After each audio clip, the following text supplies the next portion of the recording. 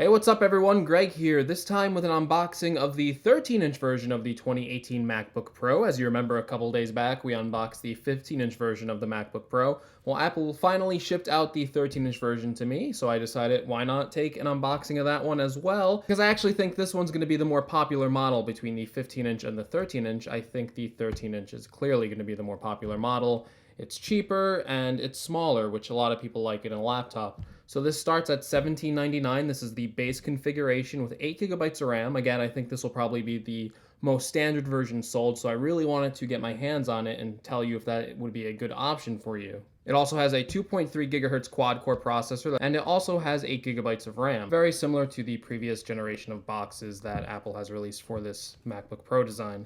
So let's go ahead and tear off the plastic. This is the space gray version of the MacBook Pro as well. I got two space gray versions, one in 15-inch and the other in the 13-inch. Let's go ahead and lift this out. So there we have the MacBook Pro. Under the box, of course, you're going to find your pamphlets, your power brick for charging, and your USB-C cable for charging to the power brick to the MacBook Pro. So let's just go ahead and move that out of the way, because we don't really care about that, do we? What we care about is the 13-inch version of the 2018 MacBook Pro. I always comment that we love that sound, peeling open our brand new MacBooks. It is a nice sound that you don't get to hear too often.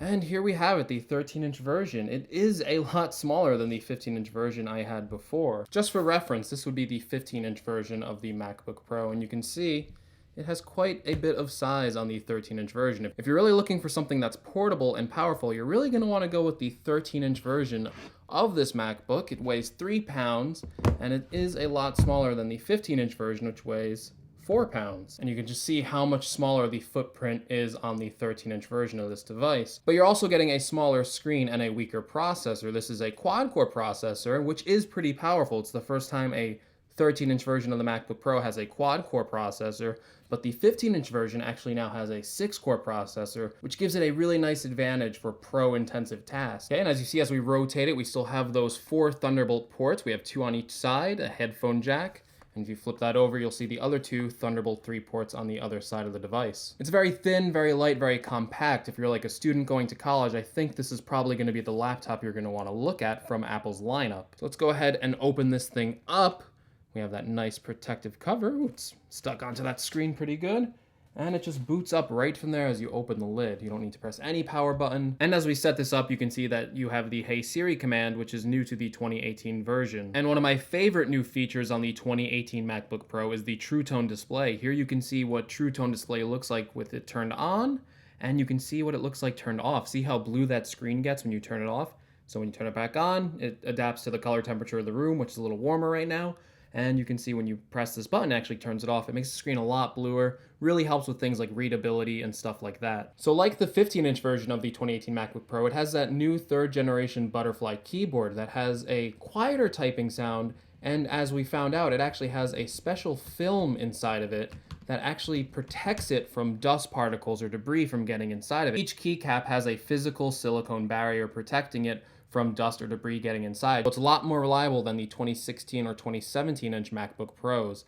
And like I said, this keyboard just feels a lot better. It's not that it's quieter, it's not that it's gonna have more reliability. I think this keyboard just feels really, really good. So why don't we go ahead and run a Geekbench of this new 2018 MacBook Pro with the quad-core processor inside of it. Now, I got a lot of flack on my 2015-inch version for not plugging in when running the benchmark, and to those who said that, you're right. It does produce a lower benchmark score, so we're going to have to plug in the power, get this all nice and charged before we run our benchmark, and let's see how the entry-level 2018 MacBook Pro with Touch Bar performs on Geekbench.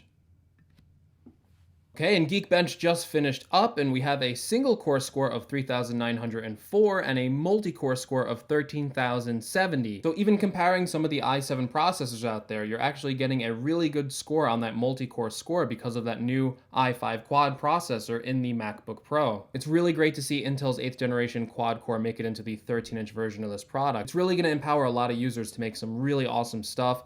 And it actually gives the option, if you're a pro, to maybe switch down to a smaller version of the MacBook and still get some really good processing power out of this machine. Although unfortunately, you still don't get a dedicated graphics card in the 13-inch version of this product. Okay everyone, and that was just a quick unboxing and small hands-on of the 13-inch version of the MacBook Pro. If you liked the video, make sure you give your appreciation by giving me a like, and make sure you subscribe to my channel if you want to see more videos about the 13-inch MacBook Pro.